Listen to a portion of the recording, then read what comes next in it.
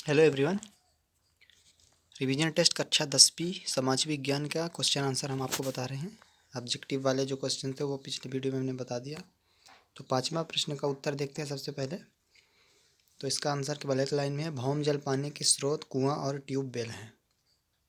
छठवां का उत्तर है, 1857 की क्रांति के प्रमुख केंद्र हैं। पहला बैरकपुर, दूसरा मेरठ, तीसरा दिल्ली, कानपुर, झांसी, ग्वालियर, लखनऊ, जगदीशपुर। सातवां का उत्तर देखते हैं, आर्थिक विकास एक ऐसी अनवरत प्रक्रिया है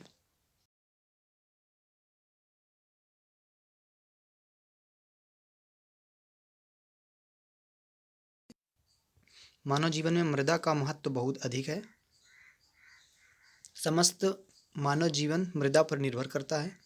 समस्त प्राणियों का भोजन प्रत्यक्ष या परोक्ष रूप से मृदा से ही प्राप्त होता है। हमारे वस्त्र भी प्रत्यक्ष और परोक्ष रूप से ही प्राप्त होते हैं। भारत में लाखों घर मिट्टी के बने हुए हैं। हमारा पशुपालन उद्योग, कृषि और वनोद्योग मृदा पर ही आधारित है। इस प्रकार मृदा हमारे जीवन का मुख्य आधार है। ये आठवां का आंसर हो गया। नौवां देखते हैं। नौवां का अथवा है, रबी और खरीफ की फसलों में अंतर है। तो एक तरफ खरीफ की फसल लिखना है, एक तरफ रबी की फसल लिखना है।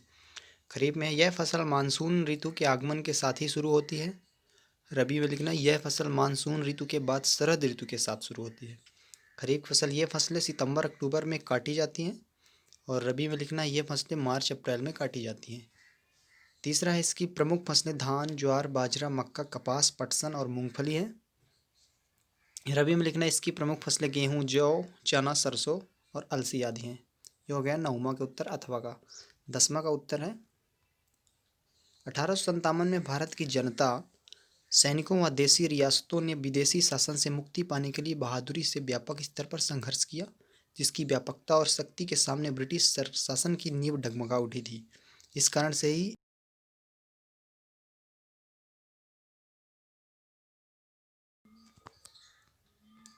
स्वामित्व के आधार पर उद्योगों के 4 प्रकार होते हैं। 11वां का उत्तर है, पहला निजी उद्योग, डिटेल में लिखा है, इस प्रकार के उद्योग व्यक्तिगत स्वामित्व में प्राप्त होते हैं। दूसरा सरकारी उद्योग, वे उद्योग जो सरकार के स्वामित्व में होते हैं। तीसरा सहकारी उद्योग, जो सहकारी स्वामित्व में होते हैं। और चौथा है मिश्रित उद्योग, जो उपयुक्त में से किन्हीं 2 या अधिक के स्वामित्व में होते हैं। 11वां का उत्तर हो गया। 12वां का उत्तर देखते हैं। 1857 के प्रथम स्वतंत्रता संग्राम के 4 कारण हैं। पहला था राजनीतिक कारण। इस संग्राम के अधिकांश राजनीतिक कारणों के लिए लॉर्ड डलहौजी उत्तरदायी था। उसकी उग्र साम्राज्यवादी नीति तथा छोटे छोटे राज्यों के हड़पने के विभिन्न सिद्धांतों ने भारतीय राज परिवारों में घोर असंतोष उत्पन्न कर दिया था। दूसरा है सामाजिक कारण। अंग्रेजों द्वारा सती प्रथा पर प्रतिबंध लगाकर धर्म परिवर्तन को प्रोत्साहित करके परंपरागत उत्तराधिकार के नियम में संशोधन करके भारतीयों की सामाजिक धार्मिक भावनाओं को ठेस पहुंचाई गई। इसने भी 1857 की क्रांति लाने में सहयोग दिया। तीसरा है आर्थिक कारण। अंग्रेजों की नीति ने भारतीय किसानों को उजाड़ दिया, शिल्पकारों व दस्तकारों को बेकार बना दिया, व्यापारियों को चौपट कर दिया तथा जमींदारियां समाप्त कर दी। भारत का धन बाहर जाने लगा और इस तरह शासन के खिलाफ व्यापक आर्थिक असंतोष उत्पन्न हो गया। चौथा है तात्कालिक कारण। इस समय सरकार ने एनफील्ड राइफल नामक एक नली बंदूक सेना के व्यवहार के लिए चालू की। इसके कारतूसों में सुअर तथा गाय की चर्बी होती थी। इससे भारतीय सैनिकों ने अंग्रेजों के खिलाफ विद्रोह कर दिया। 13वां का उत्तर है, अब भारत का संविधान एक संविधान सभा ने एक निश्चित समय तथा योजना के अनुसार बनाया था, इसलिए यह निर्मित संविधान है।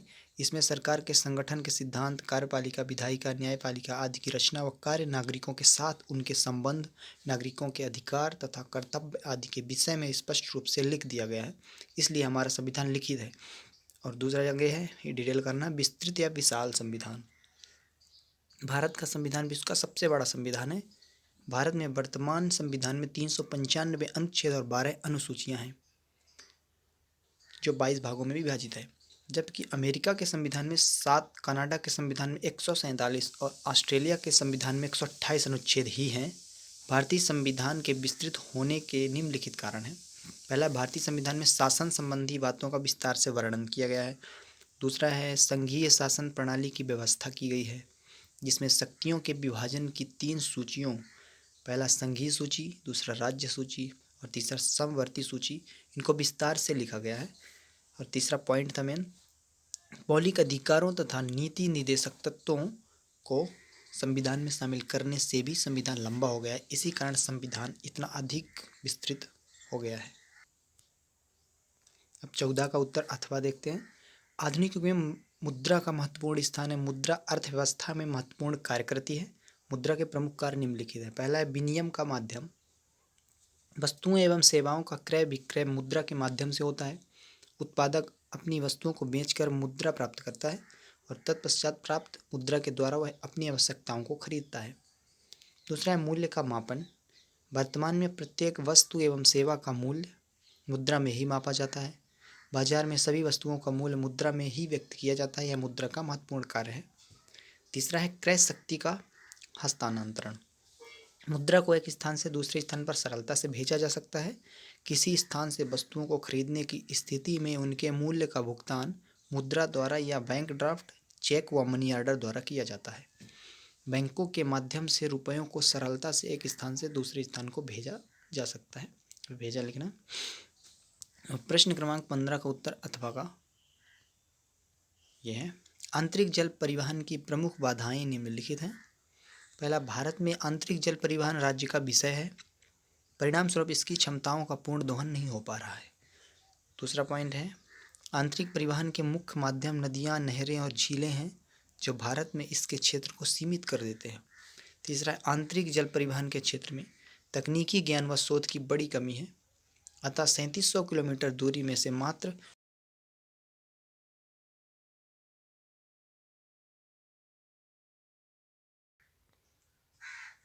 प्रश्न क्रमांक 16 का उत्तर है वनों से प्रत्यक्ष लाभ। पहला, लकड़ी की प्राप्ति। वनों से प्राप्त लकड़ी एक महत्वपूर्ण ईंधन है। वृक्षों से सागौन, साल, देवदार, चीड़, शीशम, आबनूस, चंदन आदि की लकड़ी प्राप्त होती है। दूसरा है गौण पदार्थों की प्राप्ति। वनों से अनेक प्रकार से गौण पदार्थ प्राप्त होते हैं जिनमें बांस, बेल, लाख, राल, शब्द, गोंद, चमड़ा रंगने के पदार्थ तथा जड़ी बूटियां प्रमुख है। तीसरा है चारागाह। वन क्षेत्र जानवरों के लिए उत्तम चारागाह स्थल है। वनों से जानवरों के लिए घास व पत्तियां मिलती हैं। चौथा है राजस्व की प्राप्ति। सरकारों को वनों से राजस्व व रॉयल्टी के रूप में करोड़ों रुपए की प्राप्ति होती है। पांचवा, विदेशी मुद्रा का अर्जन। वनों से प्राप्त लाख, तारपीन का तेल, चंदन का तेल, लकड़ी से निर्मित कलात्मक वस्तुओं का निर्यात करने से विदेशी मुद्रा की प्राप्ति होती है। जल्दी जल्दी मैं पढ़ रहा हूँ, इसको आप स्क्रीनशॉट लेके या रोक के वीडियो लिख सकते हैं क्योंकि वीडियो लंबा हो जाएगा। 17वां का उत्तर लिखते हैं आप। भारतीय संविधान की प्रमुख विशेषताएं निम्नलिखित है। पहला, लिखित और निर्मित संविधान। भारत का संविधान लिखित और निर्मित है। यह ब्रिटेन के संविधान की भांति अलिखित नहीं है। दूसरा, संसदीय शासन प्रणाली। भारतीय संविधान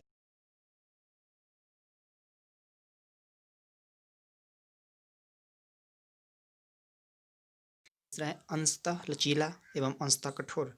भारतीय संविधान न तो पूर्ण रूप से लचीला है और न ही पूर्ण रूप से कठोर। यह अंशतः लचीला और अंशतः कठोर है। चौथा पॉइंट है मूल अधिकारों की व्यवस्था। मूल अधिकार नागरिकों के व्यक्तित्व के विकास के लिए अनिवार्य होता है। अतः भारतीय संविधान में नागरिकों के लिए मूल अधिकारों की व्यवस्था की गई है। सरकार इनमें हस्तक्षेप नहीं करती। पांचवा है संघात्मक शासन व्यवस्था। भारतीय संविधान के प्रथम अनुच्छेद के अनुसार भारत राज्यों का एक संघ है। इस प्रकार भारत में संघात्मक शासन की व्यवस्था की गई है, स्थापना की गई है। संविधान में शासन की शक्ति को एक स्थान पर केंद्रित न कर केंद्र और राज्य सरकारों में विभाजित किया गया है। 8वां का उत्तर अथवा का देखते हैं। हरित क्रांति का तात्पर्य कृषि उत्पादन में उस तीव्र वृद्धि से है जो अधिक उपज देने वाले बीजों, रासायनिक उर्वरकों व नई तकनीकों के प्रयोग के परिणाम स्वरूप हुई है।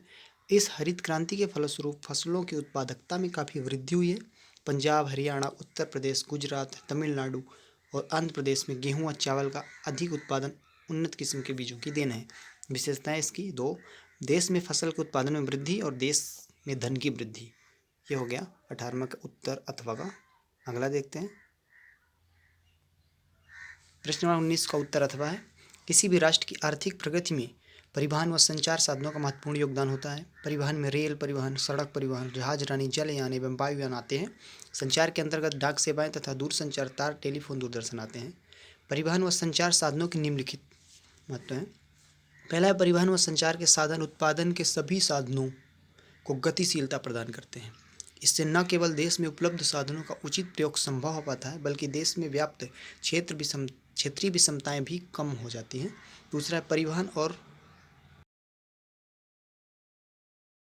निर्मित वस्तुओं को देश के कोने कोने में पहुंचाने में सहायक सिद्ध होते हैं।